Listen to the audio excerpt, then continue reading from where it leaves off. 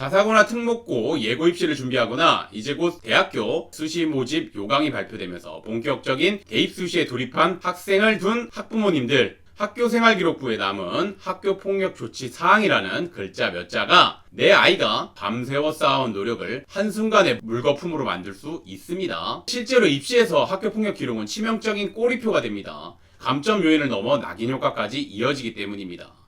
결론부터 말씀드리겠습니다. 모든 기록이 평생 가는 건 아닙니다. 하지만 가만히 앉아있는다고 저절로 지워지진 않습니다. 지금 타이밍을 놓치면 영영 지울 수 없는 생기부 삭제의 골든타임, 2026년 최신 규정을 바탕으로 변호사로서 딱 짚어드리겠습니다. 학폭위에서는 어떻게 판단을 하냐면 우선은 이 사안이 학교폭력에 해당하는지를 판단합니다. 그리고 학교폭력에 해당한다고 하면 학교폭력의 심각성, 지속성, 고의성, 반성용도, 화해 정도를 고려해가지고 점수를 매긴 다음에 1호부터 9호까지 조치를 취하게 됩니다. 학폭위의 조치에 따라서 생기부 보존 기간과 삭제 조건이 완전히 다르다는 점을 명확히 알아주셔야 됩니다. 그래서 1호부터 3호, 근데 2호는 보통 부가조치로 붙기 때문에 1호, 3호로 보시면 됩니다. 1호는 서면사가고 3호는 교내병사죠. 학교 내 병사. 즉은 원칙적으로 기재가 유보되지만 재범 시에는 기재됨으로 방심하시면 안 됩니다. 만약에 중학생이든 고등학생이든 1호부터 3호 조치를 받았다. 그 다음에 단 1호라도 조치를 받게 되면 앞의 사안뿐만 아니라 뒤의 사안까지 같이 적히게 된다는 거 잘 알아두셔야 됩니다. 그 다음에 이제 4호부터 7호죠. 4호에서 7호 구간은 사회봉사 출석 정지 등입니다. 이런 거는 이제 졸업 후 2년에서부터 4년까지 보존이 원칙이지만 졸업 전에 학교에 설치된 기구를 통해서 삭제가 가능합니다. 이 기간 동안은 기회의 구간이니까 이거는 알아두시면 됩니다. 그 다음에 이제 8호부터 9호죠. 전학은 졸업과 동시에 삭제할 수 있는 규정이 없습니다. 그래서 무조건 보존이 됩니다. 4년 동안. 그 다음에 퇴학은 지울 수가 없습니다. 삭제가 불가능하거나 극히 어렵다는 점을 잘 알아두셨으면 좋겠습니다.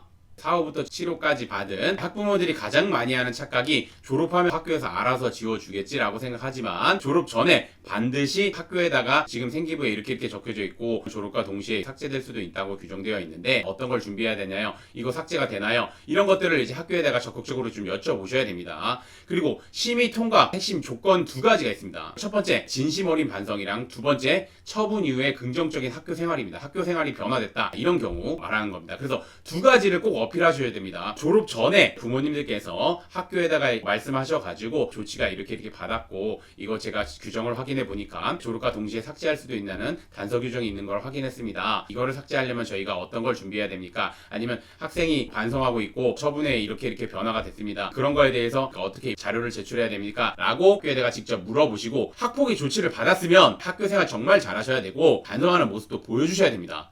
이전과 동일한 생활을 하게 되면 당연히 학교에서 안 지워주겠죠. 그걸 잘 알아두셔야 됩니다. 그래서 단순한 읍소가 아니라 위원님들을 설득할 수 있는 객관적 자료를 학교에서 요청하는 경우가 있습니다. 그래서 객관적 자료나 의견서를 좀 제출하는 것이 좋습니다. 그리고 제일 좋은 건 3호 이하의 조치를 받는 게 제일 좋죠. 학폭으로 인정이 된다면 3호 이하의 조치를 받아가지고 기재 유보, 즉 생기부에 기재가 되지 않게 대응하는 것이 바람직한데 만약에 생기부에 기재가 되는 4호 조치 이상이 나왔다고 하면 행정심판이나 행정소송을 통해서 최대한 낮추려고 노력을 해보셔야 됩니다. 적어도 행정심판까지는 해보셔야 됩니다. 왜냐하면 수시 쓸 때는 적혀져 있습니다. 졸업과 동시에 지워지는 거기 때문에 수시를 못 넣게 되겠죠. 4호 이상 조치를 받게 됐다면 3호로 내리거나 아니면 그 이하로 내리거나 아니면 학폭이 아니라고 받도록 행정심판이나 행정소송을 통해서 대응하는 것이 바람직합니다. 그리고 부모님들이 흔히 하는 착각들이 있습니다. 행정심판이나 행정소송을 제기하면 생기부 기재 안 되나요? 라고 물어보십니다. 아닙니다. 생기부에 우선은 기재가 된 상태에서 행정심판이나 행정소송 결과가 나와서 만약에 뒤집힌 경우에 그때 삭제해 줍니다. 그리고 또 한 가지 여쭤보시는 분들이 있습니다. 집행정지가 인용이 되면은 생기부에 안 적히나요? 라고 물어보시는 분들이 있는데 집행정지도 마찬가지입니다. 집행정지는 말 그대로 집행이 정지되는 거지 만약에 뭐 서면사가 조치가 나왔거나 학교봉사 조치가 나왔거나 아니면 사회봉사 조치가 나왔거나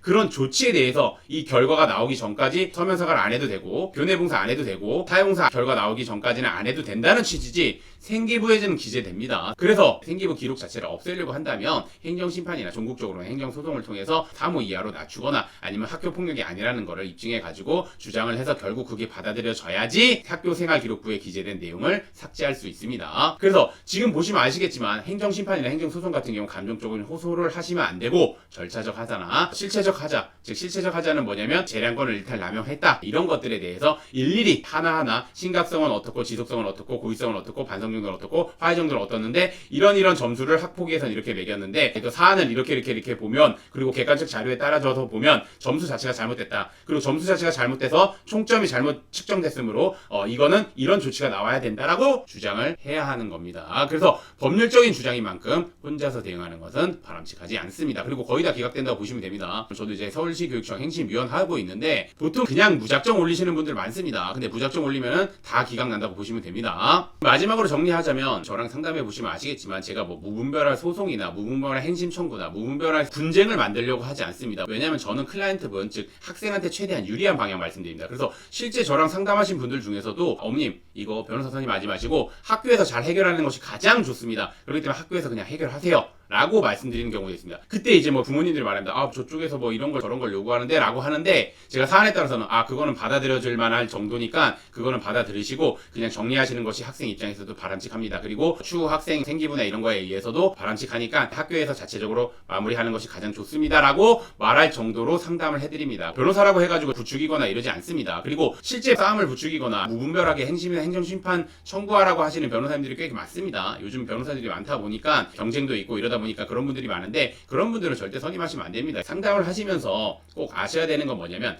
여러분들한테 나쁜 소리도 해주시는 변호사님을 선임하셔야 됩니다. 3호 받아드리겠습니다.